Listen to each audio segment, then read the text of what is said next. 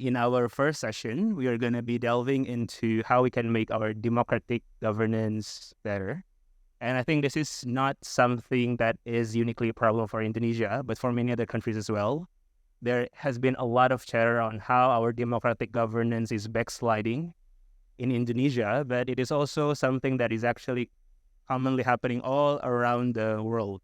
And who else that we can better learn from than Mbak Bibit?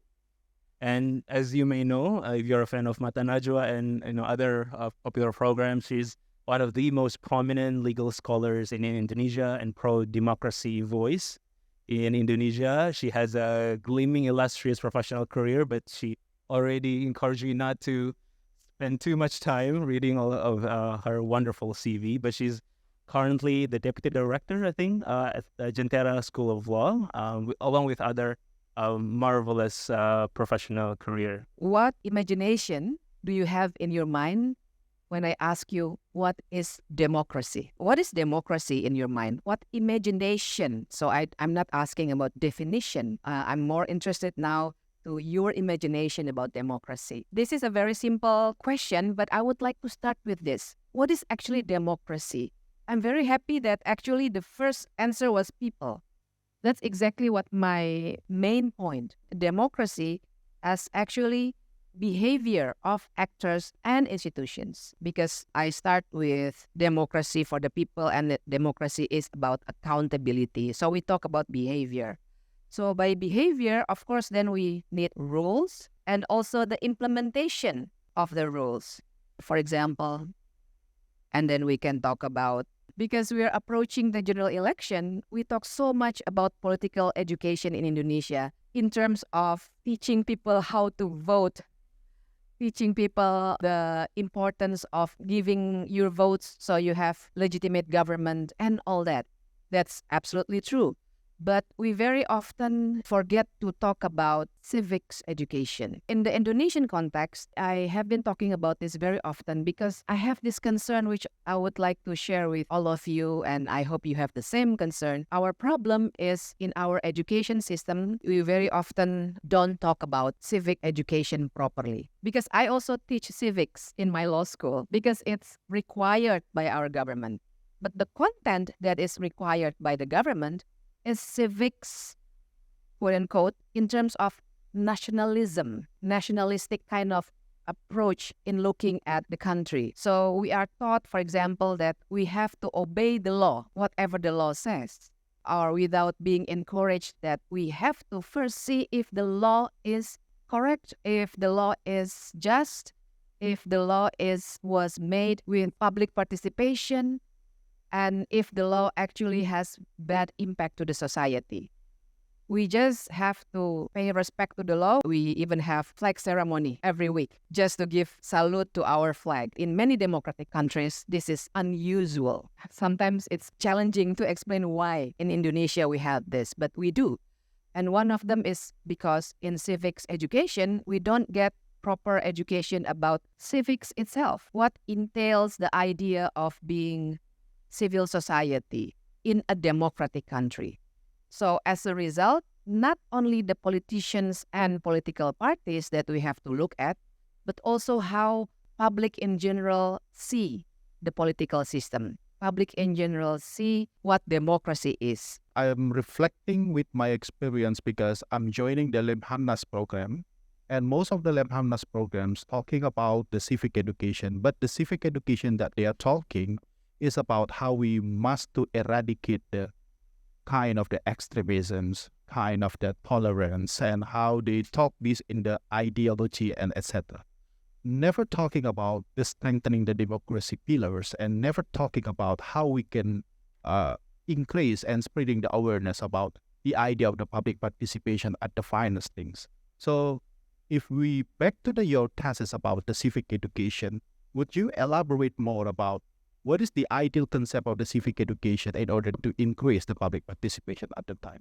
Because my response will also be that we have to work on the informal part of the education and formal part. In the Indonesian context, we have many things, many homework to do, because I try to read some more about civics education in other countries, including Germany. And it's interesting that indeed in our education system, civic education is about adhering the rulers, adhering the government. But that's all.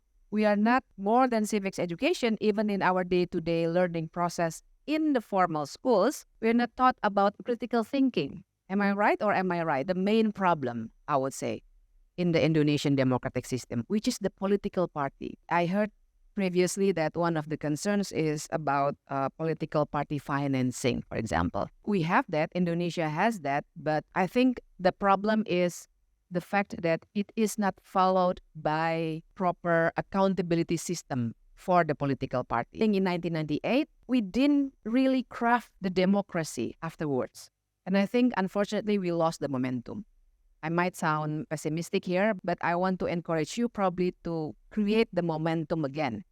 In 1998 onwards, we failed to look at how the political party is regulated. We let them just do whatever they want. So if now many would talk about the oligarchy, political cartel and everything, we fail to point out the fact that I would say mainly because of the political parties. We have two friends from DPR here, from the House of Representatives, who might also see the fact daily in the House of Representative building how there are negotiations that are not transparent in the parliament building in Indonesia. And the fact that many people don't realize that in the Indonesian system, it's not one person, one vote. It's one fraction, one vote. So nowadays, when we have the parliament members do in every session where they have to make a decision, they just sit and then they have to listen to 9 speeches plus 1 from the government about the law that they are making. And then that's it. No voting. So whoever disagree, they might say whatever they want to say, although there is a risk that the chair will just shut off the microphone. That's a joke between us because our current chairperson of the House of Representatives likes to just shut off the microphone when somebody wants to talk. They just have to listen to 9 speeches plus 1 from the government. That's it. If 2 fractions disagree, then they can just walk out. But they will say, okay, we reached the conclusion that we have a new law. Thank you. That's all. I would take that back again to the accountability or to the governance of political parties. The story that I just told you means that whatever is decided at the House of Representatives is actually decided by the elites of the political parties. They don't really talk about the real substance. So I can come here to the second issue of public participation, because we are lacking public participation, especially in the last, I would say, 5 years. We have big demonstrations in 2019, resulting in 5 young people killed, actually. And sadly, many don't even remember their names anymore. But what did they try to do until they got killed? They just wanted to convey their message to the parliament members. But they were not listened to at all. And that went on until now. So many of the laws enacted in the past, I would say 3 years, are very controversial because of the lack of public participation. But my point will be that public participation, we do have guidance from the Constitutional Court in the decision in 2021, law on the job creation that requires a meaningful participation would mean that there is the right to be heard, the right to be considered, and the right to be given answer to the points that you made. But then it was ignored. There are guidance from the Constitutional Court, but when we see how then the parliament made the revision to the lawmaking law, we have the lawmaking law on the lawmaking process, they actually tweak what was said by the court. So again, we failed there. I would like to point out that who make the law? It's the parliament. And who are the parliament? Political parties. So we have a big problem here of the political parties. And before I stop, we can talk about political party financing, but it has to entail more responsibility and better governance of the political parties, because I think that's the only democratic entity that we haven't really touched upon after the 1998 reform. And secondly, let's also talk about civics education to change the behavior of politicians and also citizens generally towards the politics. There is this notion that there is a trade-off between more participation, more inclusion on one hand, and efficiency and effectiveness in governance on the other hand. How can we balance these two needs? Talk about the rule of the game for public participation. And this is what is lacking here. Of course, law is not the means to actually satisfy everybody, every groups in the society. At the end of the day, there would be groups in the society that would oppose to any law. If the government and the parliament are consistent enough in implementing the rule of the game for public participation, then I believe that the society will also accept when they're given the answer. How the government should act in conducting an infrastructure development in a rural area that impacted communities that is very determined with their land. In this context, maybe in Jakarta, a lot of people is not originally from here, so if their house were to be made as an infrastructure development in which they get due recompense, I think they would just accept it. But in rural areas, for instance, in Batam, as a Melayu myself, I think that people have a very deep connection with their land. So how does the government should act in regards to that? So the contrast between infrastructure development and the fulfillment of the civil rights, and also in regards to environmental problems. And also the second question is quite broad. What are your critics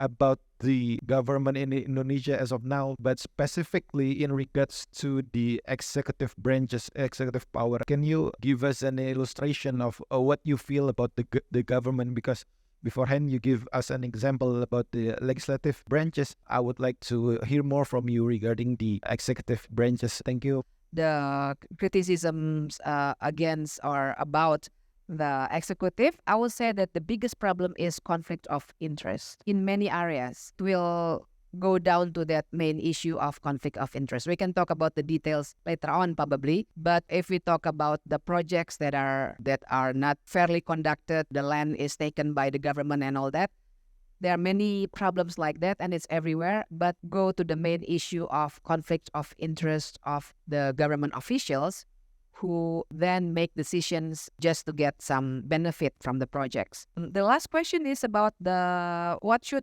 we do then if we talk about the land grabbing and all that in the infrastructure development. I believe that dialogue with equal position between the government and the local people is really an important part of it. I believe that when we give the local people, whoever they are in different places, the reason, we have to believe that people think with the reason why they have to move, that they can live together with whatever they are going to build there and every aspect of the development. I believe that they can actually accept some proposals made by the government as long as the government is also true or honest in providing what they promise to the local people. Because in the Rempang case, we learned that new housing complex that is promised to the local people is actually not built yet. So it's still forest. That's one example why the local people then reject the idea to move from their land.